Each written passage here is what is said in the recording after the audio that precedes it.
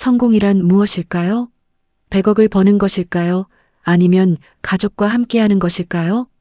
오늘 이 이야기를 끝까지 보시면 여러분은 인생에서 정말 중요한 게 무엇인지 깨닫게 되실 겁니다. 구독과 좋아요는 다음 영상에 큰 도움이 됩니다. 그럼 시작하겠습니다. 서울 성북동 2층 주택의 새벽 4시, 박노인은 또다시 모니터 앞에 앉아 있었습니다.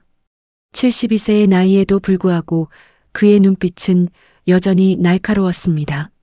화면에는 빨간색과 초록색 숫자들이 끝없이 춤추고 있었죠. 은퇴 후 퇴직금, 집 한 돈, 심지어 대출금까지 주식과 선물에 올인한 상태였습니다. 이번만큼은 다르다. 이번 한 방만 성공하면 우리도 청담동 아파트 들어갈 수 있어. 박노인은 떨리는 손으로 마우스를 잡았습니다. 모든 것을 걸었죠. 평생 모은 재산과 빌린 돈까지 합쳐 투자에 몰빵한 상황이었습니다. 그의 머릿속에는 성공에 대한 환상만이 가득했죠. 아내 김정자가 부엌에서 국을 끓이고 있었습니다.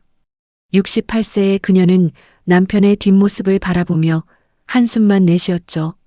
결혼 45년 동안 이런 남편의 모습을 수없이 봐왔지만 이번만큼은 정말 심각해 보였습니다. 밤잠을 설치며 투자에만 매달리는 남편을 보는 것이 고통스러웠거든요. 여보, 제발 그만해요. 이제 남은 건 가족뿐이에요. 김정자의 목소리에는 걱정과 체념이 동시에 섞여 있었습니다. 하지만 박노인은 대답조차 하지 않았죠. 그의 머릿속에는 오직 하나의 생각만 맴돌고 있었습니다. 대박에 대한 꿈, 한 방에 모든 것을 바꿀 수 있다는 착각 말입니다. 옆방에서는 장남 민수가 출근 준비를 하고 있었습니다. 47세의 민수는 중견기업 과장으로 일하고 있었지만 요즘 들어 아버지 때문에 스트레스가 이만저만이 아니었습니다. 아버지가 모든 것을 투자에 올인하고 있다는 사실을 알고 있었거든요. 가족들이 말려도 듣지 않는 아버지의 모습이 답답하기만 했습니다. 아내 정희는 45세로 두 아이를 키우며 가정을 꾸려가고 있었는데 시아버지의 투자광적인 행동 때문에 늘 불안해했죠. 아이들 교육비도 제대로 못 내고 있는 상황에서 시아버지는 더 큰 돈을 투자에 쏟아붓고 있었으니까요. 민수 씨, 아버님 또 밤새셨대요. 애들 학원비도 밀렸는데 이렇게 계속 괜찮은 거예요? 정희의 목소리에는 절박함이 배어 있었습니다. 첫째는 고등학생, 둘째는 중학생인데 학원비가 석 달째 밀려 있었거든요. 생활비도 빠듯한 상황에서 시아버지의 무모한 투자는 가족 전체를 위험에 빠뜨리고 있었습니다. 민수는 넥타이를 매며 씁쓸하게 고개를 저었습니다. 내가 말려도 안 들어.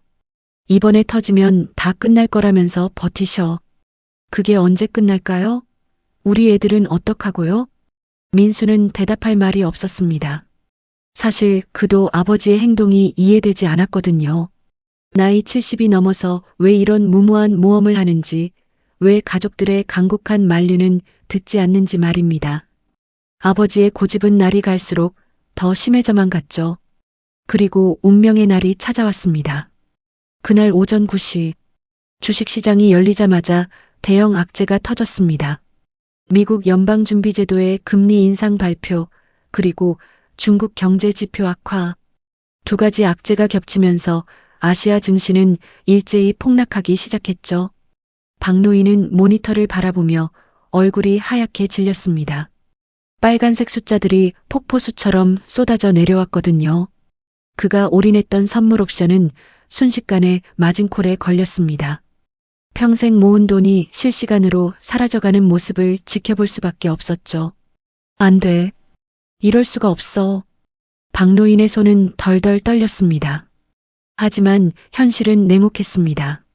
오후 2시 증권회사에서 전화가 걸려왔죠. 고객님, 추가 증거금을 입금해 주시지 않으면 강제 청산됩니다. 박노인은 떨리는 손으로 통장을 확인했지만 더 이상 넣을 돈이 없었습니다. 모든 것을 이미 투자에 쏟아부었거든요. 결국 그가 평생 모은 모든 것이 하루 만에 사라져버렸죠. 100억이라는 천문학적인 손실이었습니다. 저녁 6시, 민수가 퇴근해서 집에 돌아왔을 때 집안 분위기는 완전히 얼어붙어 있었습니다. 박노인은 소파에 털썩 주저앉아 있었고 김정자는 부엌에서 소리 없이 울고 있었거든요. 집안 전체가 절망에 휩싸여 있었습니다. 아버지, 무슨 일이세요? 민수의 물음에 박노인은 고개를 들었습니다. 그의 눈가에는 눈물이 맺혀 있었죠. 72세 노인의 얼굴에는 절망과 후회만이 가득했습니다.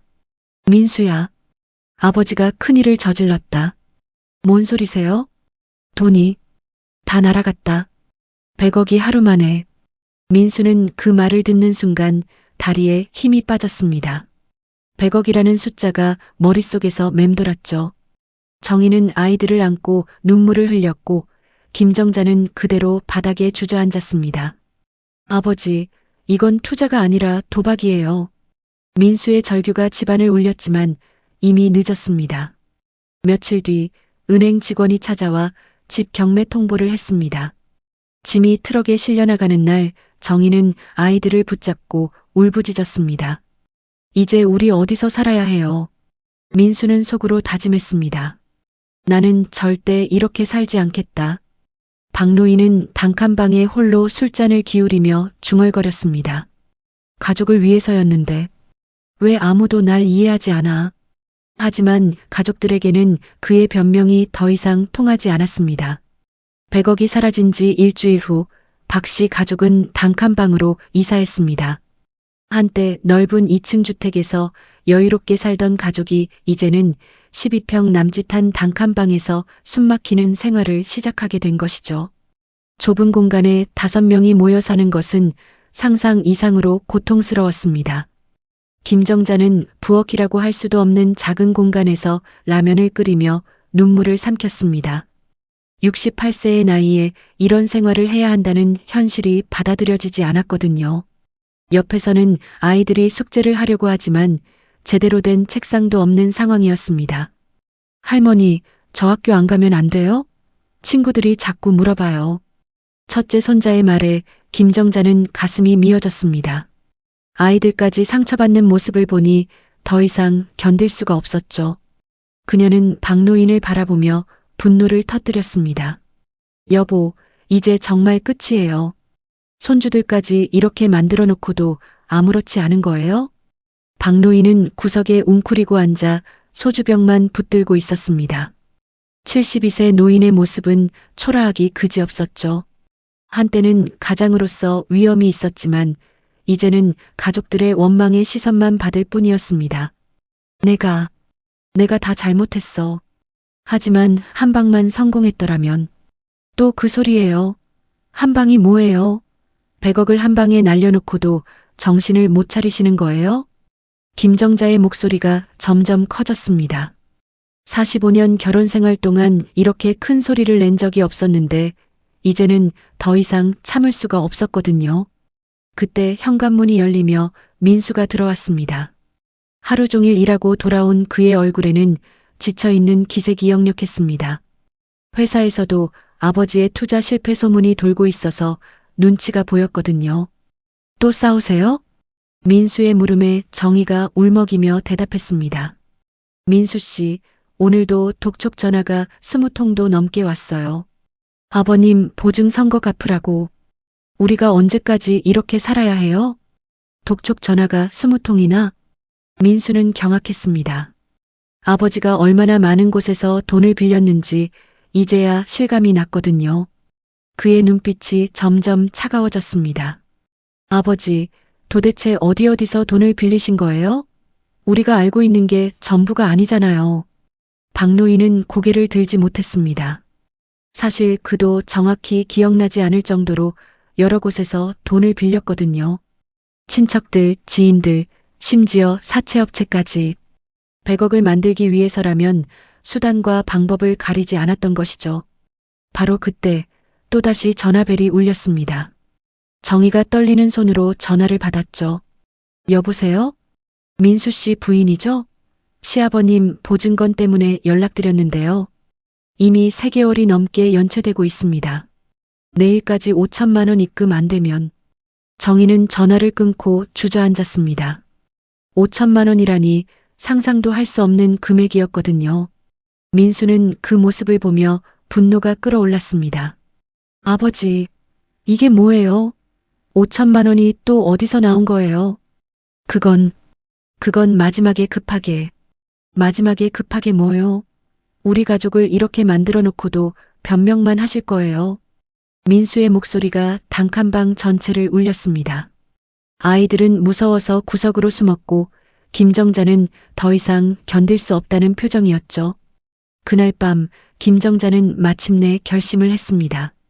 여보, 난 더는 못 버티겠어.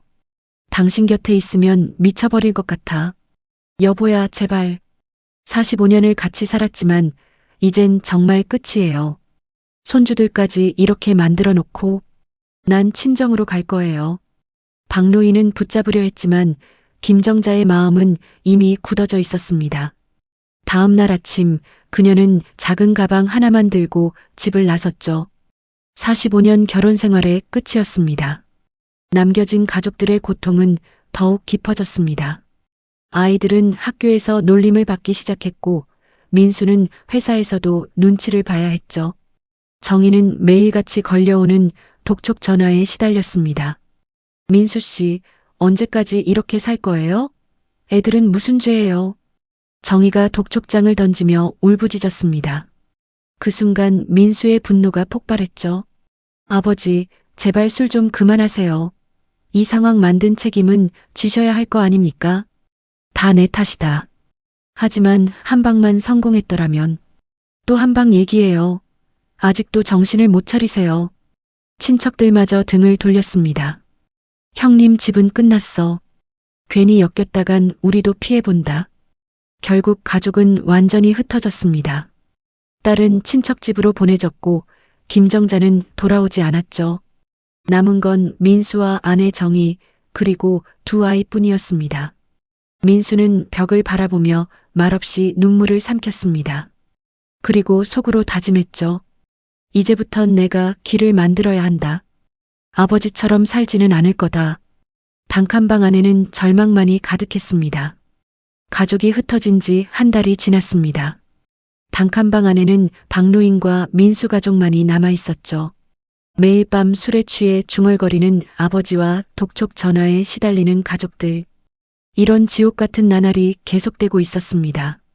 그날 밤 민수는 더 이상 참을 수 없었습니다. 작업복을 꺼내 입으며 방 안을 둘러봤죠. 독촉장과 술병이 널려있는 이 비참한 현실을 보니 가슴이 터질 것 같았습니다. 도대체 왜 우리 가족이 이렇게 돼야 해? 민수는 주먹으로 벽을 내리쳤습니다. 손등에서 피가 배어 나왔지만 아픔보다는 분노가 더 컸죠. 아버지의 한순간의 욕심 때문에 가족 전체가 나락으로 떨어진 현실이 받아들여지지 않았습니다. 바로 그때 박노인이 비틀거리며 방에 들어왔습니다. 소주 냄새가 진동하는 아버지의 모습을 보니 민수의 분노는 극에 달했죠. 나도 다 너희를 위해서였어. 잘 살라고요? 그 결과가 이겁니까? 민수는 참지 못하고 소리쳤습니다. 한 달 동안 쌓였던 분노가 폭발한 것이죠. 엄마 떠나고 가족 흩어지고 애들은 밥도 제대로 못 먹고 이게 가족을 위하는 겁니까?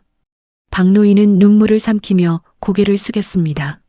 아들의 절규가 가슴을 파고들었지만 이미 돌이킬 수 없는 상황이었죠. 100억이라는 천문학적인 손실 앞에서는 변명도 무의미했습니다. 나는 실패했지만 넌 달라야 한다. 맞습니다. 저는 아버지처럼 살지 않을 겁니다. 절대로요.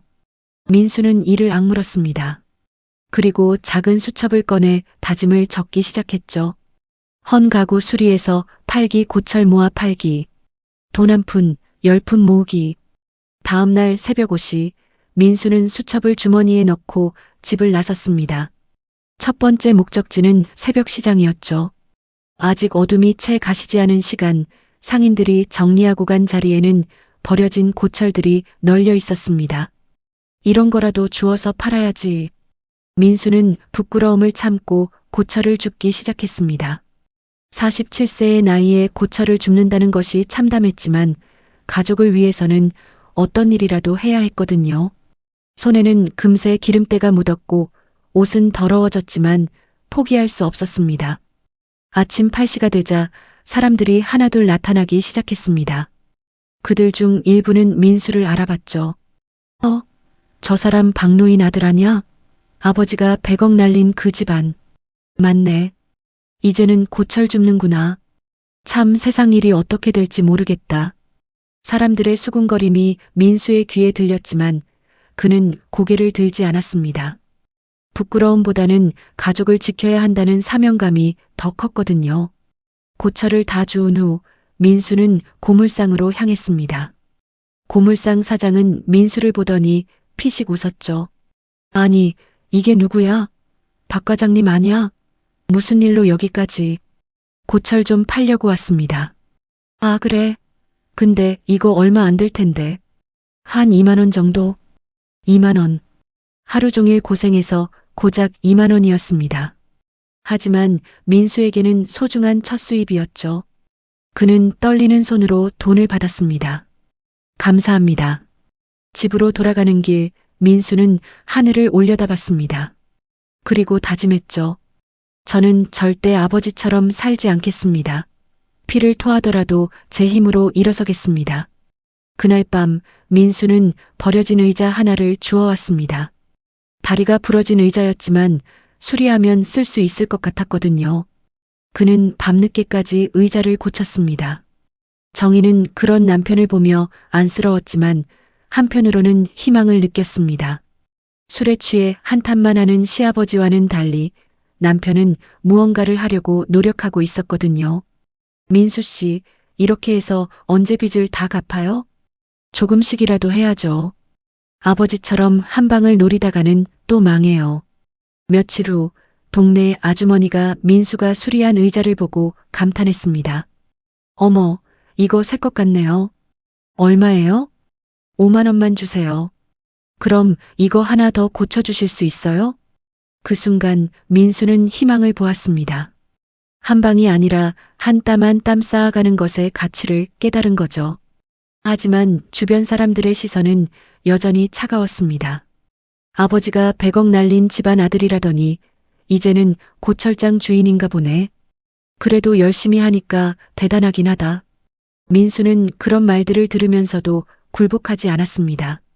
오히려 더욱 열심히 일했죠. 새벽에는 고철을 줍고 낮에는 가구를 수리하고 밤에는 다음날 계획을 세웠습니다. 그 결심이 그의 삶을 조금씩 바꿔나가기 시작했습니다. 비록 하루에 몇만 원씩이었지만 제 손으로 번 돈이라는 것이 그에게는 큰 의미였거든요. 박노인은 그런 아들을 보며 복잡한 심경이었습니다. 자신 때문에 아들이 이런 고생을 한다는 죄책감과 동시에 아들의 의지에 대한 존경심도 느꼈거든요. 민수야, 미안하다. 아버지, 미안하다는 말보다는 이제 술 좀 끊으세요. 그게 진짜 사과입니다. 민수의 단호한 말에 박노인은 아무 말도 할 수 없었습니다. 아들이 피를 토하며 가족을 지키려 하는데 자신은 여전히 술에만 의존하고 있었으니까요. 그날 밤 민수는 수첩에 또 다른 다짐을 적었습니다. 가족을 지키자.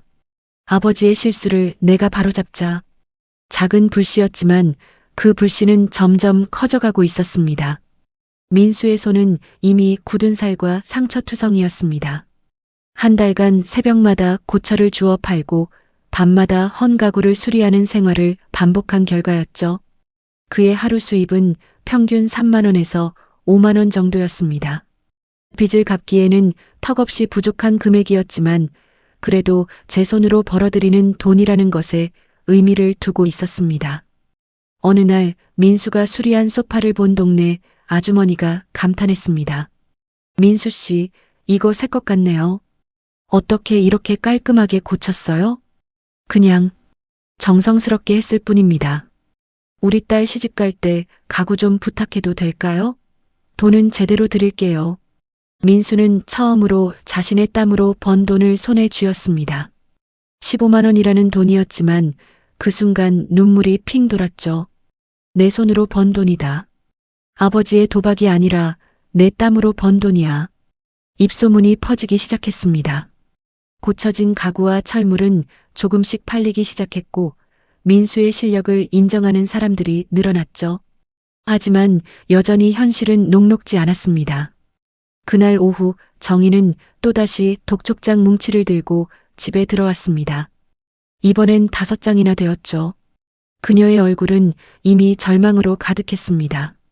민수 씨, 이 빚은 언제 다 갚을 거예요?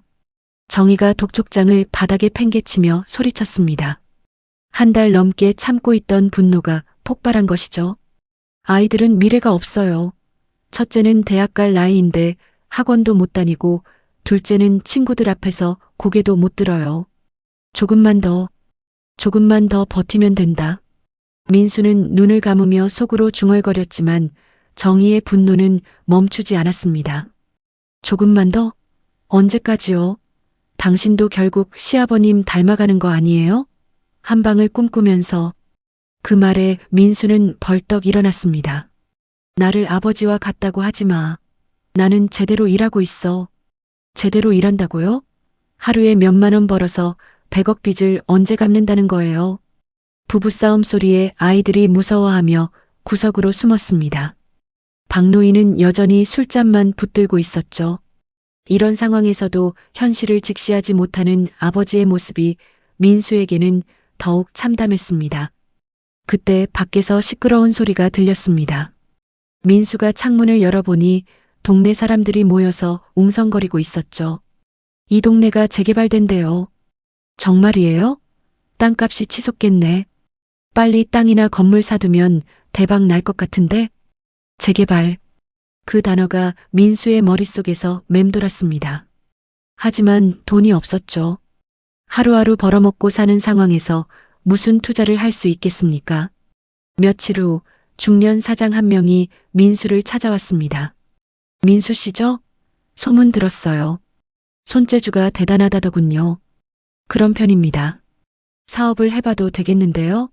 저는 철거 쪽 일을 하는데 요즘 재개발 때문에 일이 많아서요. 사장은 명함을 건넸습니다. 그의 눈빛에서 민수는 기회를 봤죠. 하지만 돈이 문제였습니다. 사장님, 제가 자금이 별로 없어서. 돈은 걱정 마세요. 일단 같이 해보고 나중에 정산하면 되니까. 그날 밤 민수는 마지막 남은 돈을 확인했습니다. 100만 원. 1달간 고생해서 모은 전 재산이었죠. 그는 고민에 빠졌습니다. 정희는 남편의 고민을 눈치챘습니다. 민수 씨, 또 무슨 생각하는 거예요? 재개발 관련해서 일할 기회가 생겼어. 재개발이요? 그것도 투자 아니에요? 정희의 목소리에 경계심이 묻어났습니다. 시아버지의 투자 실패를 지켜본 터라 투자라는 단어 자체에 알레르기 반응을 보였거든요. 투자가 아니라 일이야.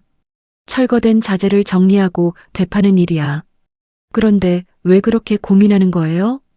돈을 좀 써야 해서. 순간 정희의 얼굴이 하얗게 변했습니다. 돈을 쓴다고요?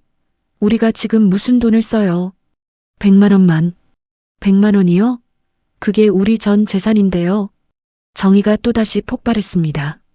이번에는 정말로 화가 났죠. 당신도 결국 시아버님과 똑같아요. 마지막 돈까지 걸고 도박하려는 거죠. 민수는 아내의 말에 상처받았지만 이해할 수도 있었습니다. 하지만 이번만큼은 달랐거든요. 이건 도박이 아니야. 내가 직접 일해서 버는 거야. 그럼 그 일 망하면 어떡할 거예요? 우리 진짜 길거리에 나앉는 거예요. 그때 친척들이 놀러왔습니다. 그들은 민수의 상황을 보더니 비웃음을 터뜨렸죠. 민수도 결국 아버지 닮았구나. 또 도박하네. 100만 원으로 뭘 하겠다는 거야? 아버지는 100억 날렸는데. 가문의 도박꾼 피가 흐르나 봐. 친척들의 조롱에 민수는 주먹을 꽉 쥐었습니다. 하지만 참았죠. 아버지는 한 방을 노렸지만 나는 땀으로 길을 만든다. 땀으로 길을 만든다고? 100만 원 가지고?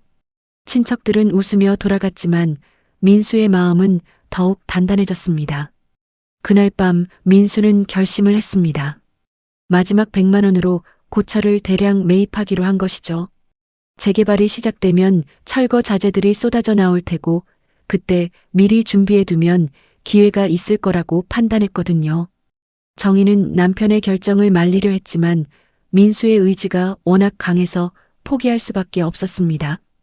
민수 씨, 이번에 망하면 정말 끝이에요. 알아. 하지만 안 하면 영원히 이렇게 살아야 해. 며칠 후 기적처럼 재개발 사업이 본격적으로 시작되었습니다.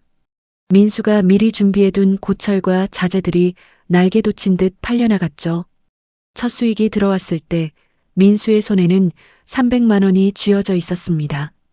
됐다. 정말 됐어.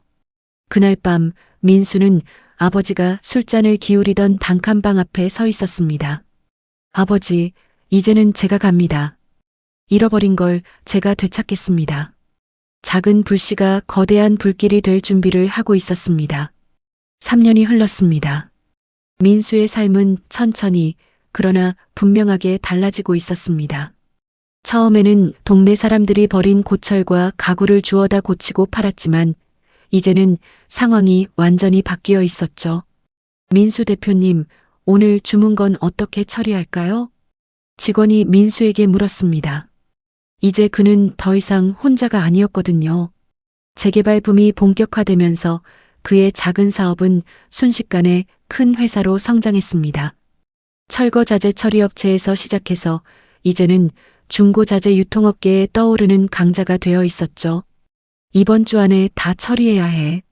대형 건설사에서 기다리고 있거든. 민수의 목소리에는 자신감이 넘쳤습니다. 3년 전 100만 원으로 시작한 사업이 이제는 월 매출 10억을 넘나드는 규모로 성장한 것이죠. 하지만 그의 마음 한구석에는 여전히 무언가 허전한 부분이 있었습니다. 그날 오후 놀라운 소식이 들려왔습니다. 대표님, 지역신문에서 인터뷰 요청이 왔습니다. 인터뷰요? 네, 성공 스토리를 다루고 싶다고 하네요. 제목이 폐자재 처리로 일군 성공 신화, 민수 대표 100억 자산가 등극이라고 합니다. 100억 자산가. 아버지가 잃었던 바로 그 금액이었습니다. 민수는 복잡한 심경이었죠. 아버지가 하루 만에 날려버린 돈을 자신이 3년 만에 다시 벌어들인 것입니다. 다음 날 지역신문 일면을 장식한 기사를 보며 민수는 깊은 숨을 내쉬었습니다. 사진 속의 자신은 당당해 보였지만 실제로는 마음이 무거웠거든요. 정희와 아이들이 달려와서 환호했습니다. 민수 씨, 당신 정말 해냈어요. 이제 우리도 사람답게 살 수 있겠네요. 아빠 최고. 우리 아빠가 신문에 나왔어. 아이들도 아빠 멋있어. 라며 달려들었습니다. 하지만 민수의 눈빛에는 여전히 그늘이 남아 있었죠. 그날 저녁 축하 파티가 열렸습니다. 직원들과 동네 사람들이 모여서 민수의 성공을 축하해 주었거든요. 민수 씨, 정말 대단해요. 아버님이 망하신 후에 이렇게 다시 일으켜 세우다니. 역시 아들이 아버지와는 다르네요. 사람들의 칭찬이 쏟아졌지만 민수는 온전히 기뻐할 수 없었습니다. 아버지에 대한 이야기가 나올 때마다 가슴이 아팠거든요. 민수야, 축하한다. 친척들도 찾아왔습니다. 3년 전에는 조롱했던 바로 그 사람들이었죠. 그때 우리가 뭐라고 했더라? 너는 다를 줄 알았다고.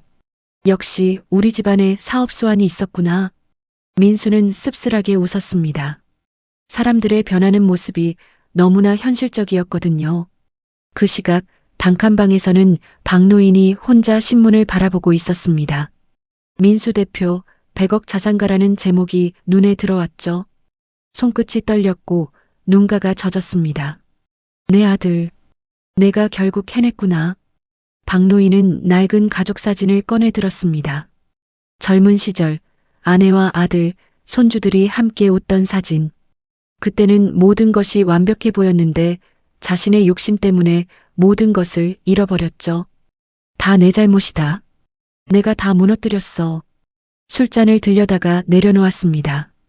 아들이 이렇게 성공했는데 자신은 여전히 술에 의존하고 있다는 사실이 부끄러웠거든요. 한편 민수는 축하 파티를 중간에 빠져나와 혼자 옥상에 올라갔습니다. 멀리 단칸방에 희미한 불빛이 보였죠. 그곳에는 여전히 아버지가 혼자 살고 있었습니다. 아버지, 저는 해냈습니다. 하지만 왜 이렇게 마음이 무겁죠? 민수의 마음속에는 성공의 기쁨보다는 복잡한 감정들이 섞여 있었습니다.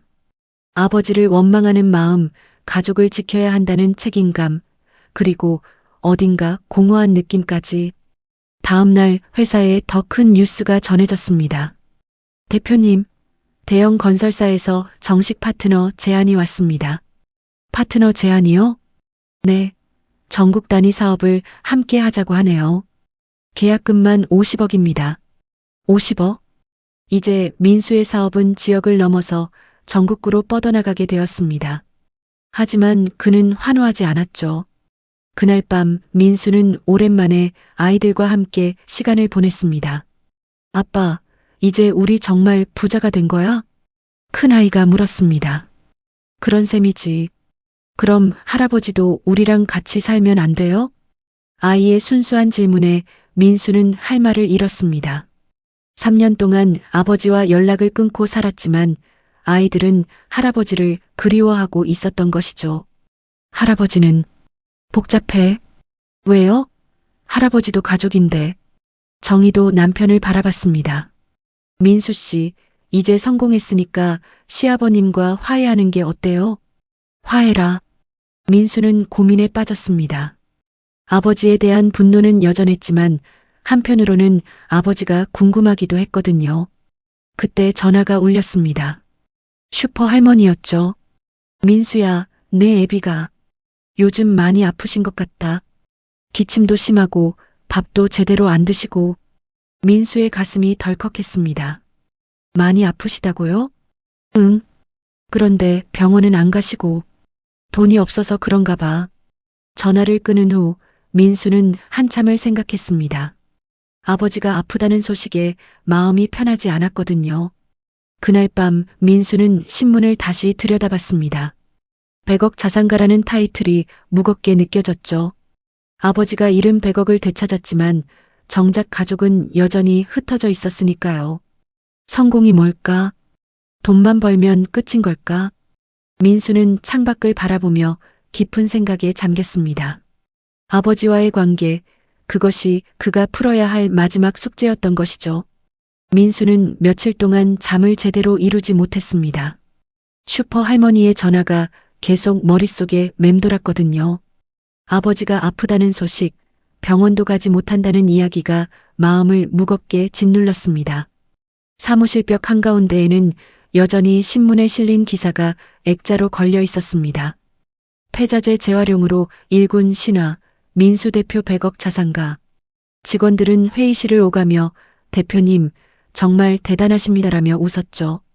하지만 민수는 그 웃음에 동참할 수 없었습니다. 100억이라는 숫자가 자꾸 아버지를 떠올리게 했거든요. 아버지가 잃은 바로 그 금액을 자신이 되찾았다는 사실이 자랑스럽기보다는 복잡했습니다. 정희가 간식거리를 들고 와서 조용히 말했습니다. 민수 씨, 오늘은 푹 자요. 요즘 너무 달렸어요. 응. 민수는 고개를 끄덕였지만 눈빛은 멀었습니다. 기사 속의 자신은 또렷한데 마음속의 자신은 흐릿했거든요. 옥상에서 바라보던 그 단칸방의 희미한 불빛이 자꾸 떠올랐습니다. 저녁 무렵 협력업체 사장이 축하 술자리를 제안했습니다. 대표님, 이제 지역에서 모르는 사람이 없어요. 축하 한잔 합시다. 술자리에서 잔이 몇 번 오가자 사장은 슬쩍 물었습니다. 아버님은 잘 계시죠? 민수는 잔을 내려놓았습니다. 그 질문이 가장 듣기 싫었거든요. 예. 그럭저럭요. 사장은 더 묻지 않았습니다. 대신 자기 이야기를 꺼냈죠. 저희도 아버지가 사업을 말아먹고 많이 원망했죠. 근데 시간이 지나고 보니 결국 제 인생은 제가 책임지는 거더라고요. 민수는 고개를 끄덕이며도 불편한 마음을 감추지 못했습니다. 그의 인생이 자기 책임이라는 것을 알고 있었거든요. 그래서 더 마음이 무거웠습니다. 그 책임이 왜 이렇게 쓰라릴까? 밤늦게 회사 창고를 둘러보다가 민수는 몇 년 전 쓰던 작은 수첩을 발견했습니다. 헌 가구 수리해서 팔기, 고철 모아 팔기, 아이들 밥 굶기지 않기. 손때 묻은 표지를 쓰다듬자 첫 거래에서 받은 몇만 원이 손바닥을 데우던 감각이 되살아났습니다. 그 한 푼이 눈물나게 소중하던 날들. 그 시작에는 아버지의 몰락이 있었죠. 아무도 도와주지 않았고 그래서 그는 제 힘으로 버텼습니다. 그 사실이 자랑스러워야 하는데 이상하게 목이 메었습니다. 다음 날 민수는 일이 끝나고 그냥 집으로 가지 않고 그 단칸방 골목으로 향했습니다. 3년 만이었죠. 골목은 예전과 똑같았지만 어딘가 더 을씨년스러워 보였습니다.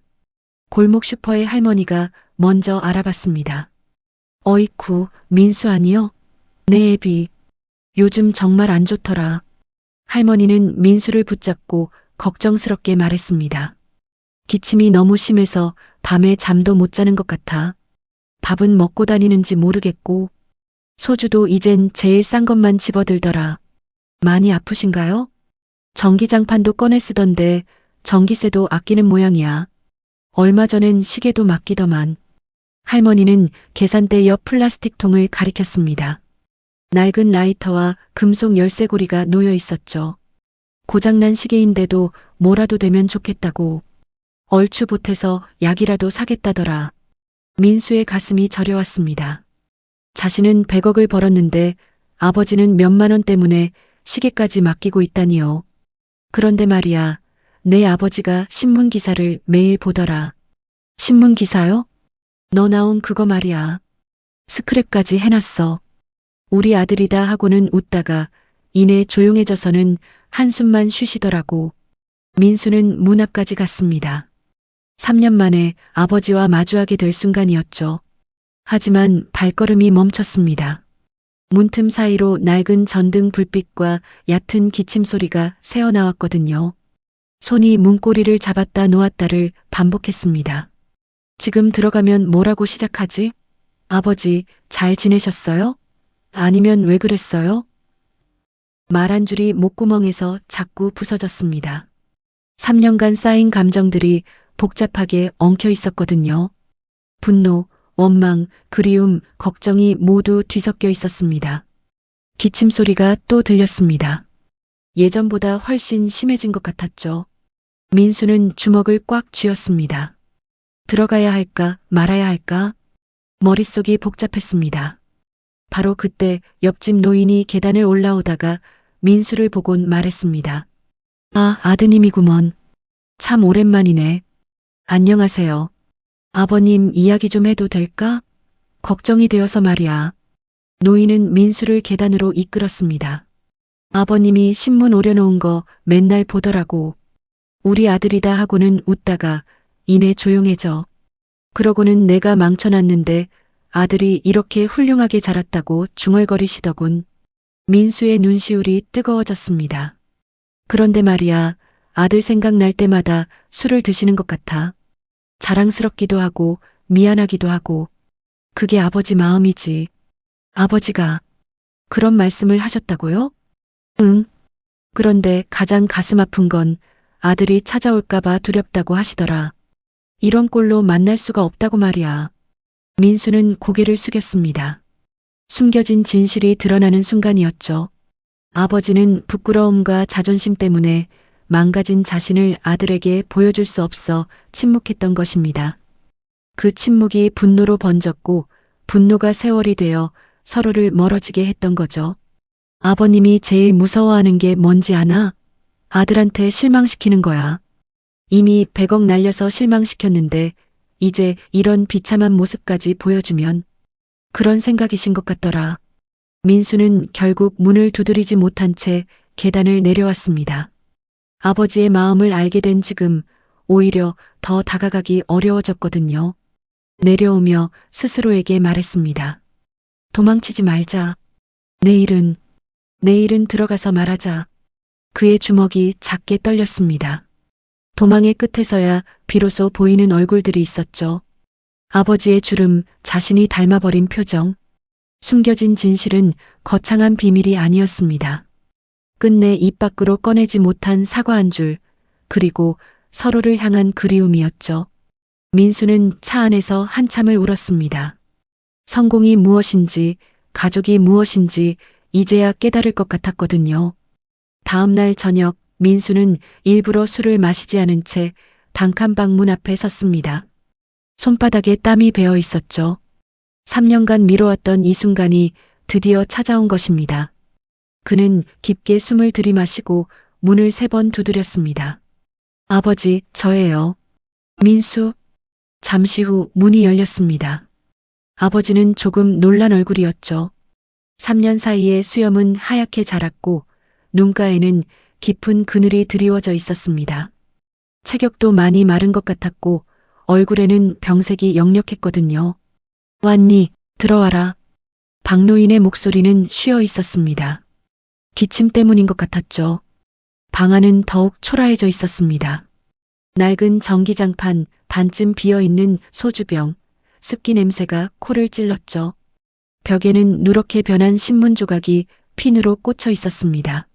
민수 대표 100억 자산가. 아버지는 민수가 그 기사를 보는 걸 보고 쑥스러운 듯 손을 흔들었습니다. 그거 슈퍼에서 남는 신문을 달래서 너 자랑 좀 하려고. 아버지. 민수의 목소리가 떨렸습니다. 아버지가 자신의 기사를 스크랩해서 벽에 붙여놨다는 사실이 가슴을 아프게 했거든요. 민수는 숨을 깊게 들이마셨습니다. 아버지, 우리 오늘은 피하지 말고 얘기합시다. 박노인은 고개를 끄덕였습니다. 이미 각오는 되어 있었던 것 같았죠. 말은 천천히 그러나 단단하게 흘렀습니다. 3년간 쌓였던 감정들이 터져나오기 시작한 거죠. 전 아버지가 미웠어요. 민수의 첫마디였습니다. 목소리는 차분했지만 그 안에는 엄청난 감정이 담겨 있었죠. 집을 잃고 엄마 떠나고 애들 앞에서 고개도 못 들던 그 시절. 전 아버지를 정말 원망했어요. 미워해도 된다. 내가 잘못했다. 아버지의 대답은 담담했습니다. 이미 모든 걸 받아들인 듯 했죠. 근데 시간이 지나 보니 미움만으로는 설명이 안 돼요. 민수의 목소리가 점점 커졌습니다. 왜 이렇게 마음이 허한지, 왜 성공해도 기쁘지 않은지 그 이유를 알 것 같아요. 허한 건 아버지도 같다. 박노인도 눈물을 참고 있었습니다. 민수는 쌓아둔 말을 쏟아내기 시작했습니다. 아버지는 왜 하나도 말하지 않았어요? 왜 사과 한마디도 없었어요? 목소리가 떨렸습니다. 도망쳤잖아요. 술 뒤에 숨었잖아요. 가족들이 지옥을 살 때 아버지는 어디 있었어요? 내가 100억을 날리고도 한마디 없이 엄마가 집을 나가도 붙잡지도 않고 손주들이 학교에서 놀림받아도 모른 척하고. 민수의 분노가 폭발했습니다. 3년간 참았던 모든 감정이 쏟아져 나온 거죠. 그게 가장이에요? 그게 아버지예요? 박노인은 고개를 숙였습니다. 아들의 절규를 고스란히 받아들이고 있었죠. 내가 부끄러웠다. 박노인의 목소리는 간신히 들릴 정도로 작았습니다. 평생 한방 타령하다 망가진 꼴을 내 앞에 들이밀 용기가 없었다. 사과하려고 수십 번 문턱까지 갔다가 돌아섰다. 그 침묵 때문에 우린 서로 지옥을 봤어요. 민수의 눈이 붉어졌습니다.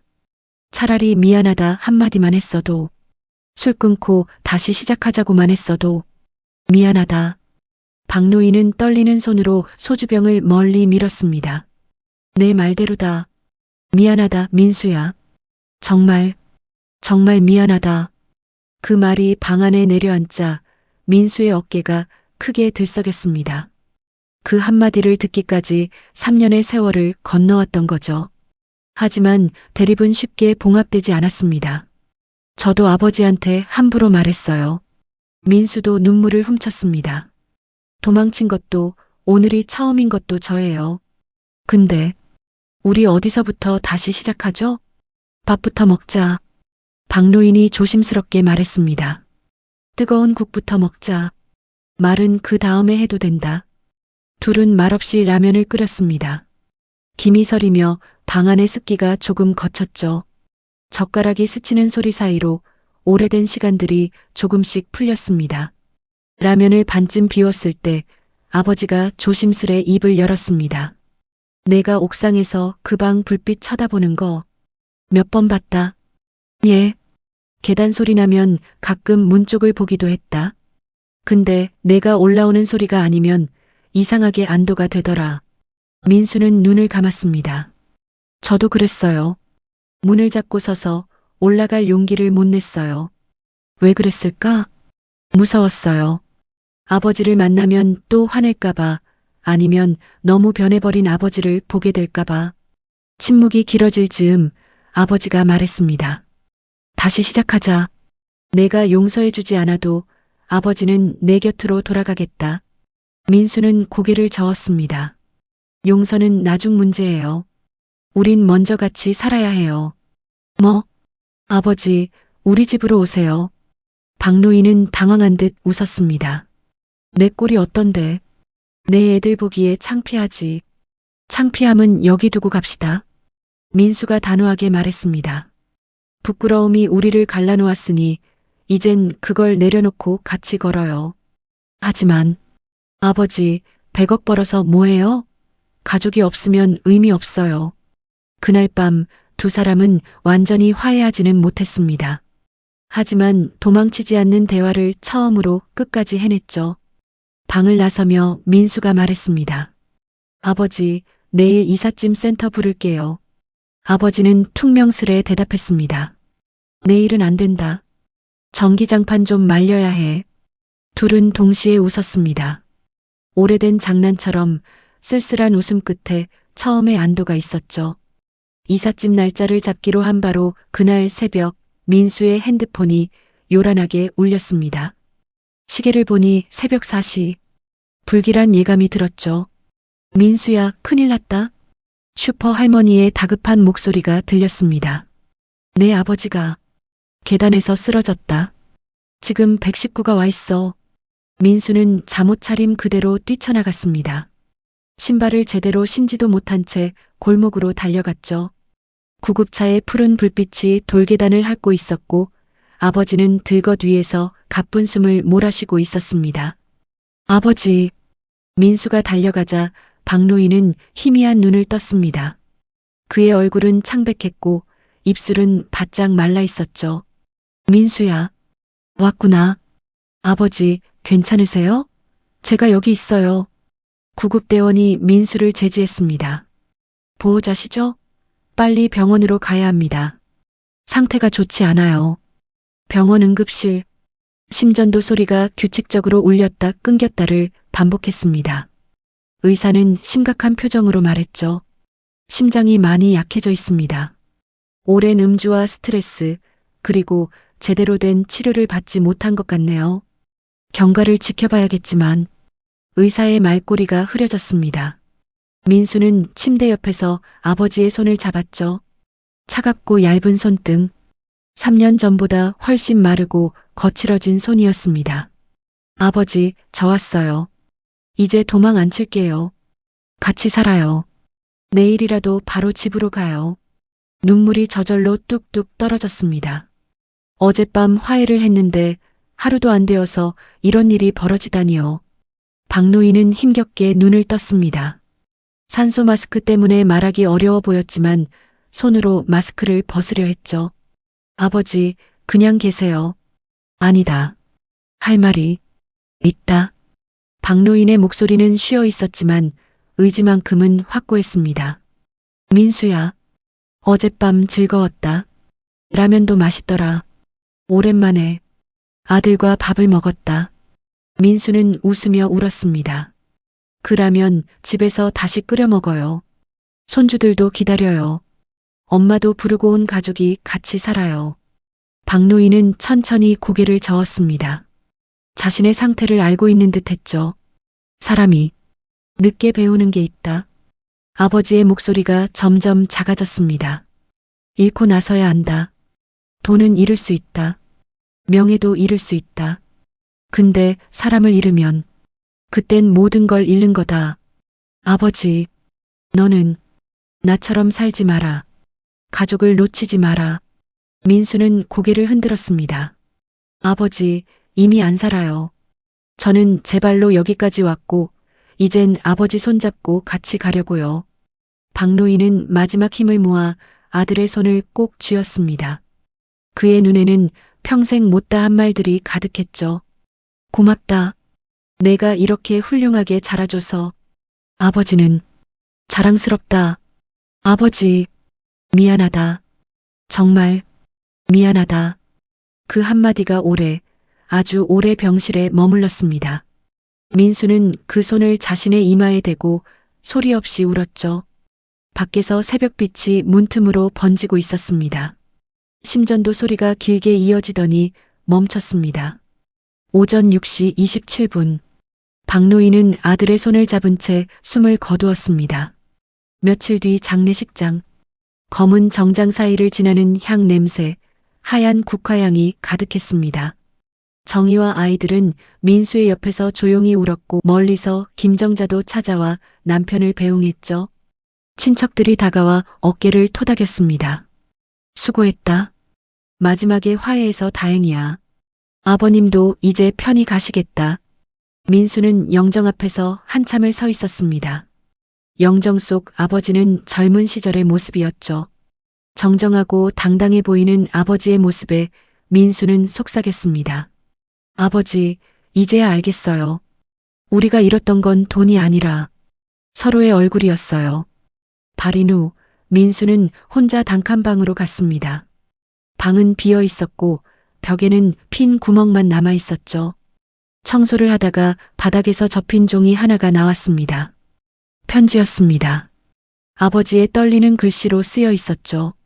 민수야, 미안하다. 아버지가 모든 걸 망쳤다. 하지만 너는 훌륭하게 자랐다. 언제든 오너라.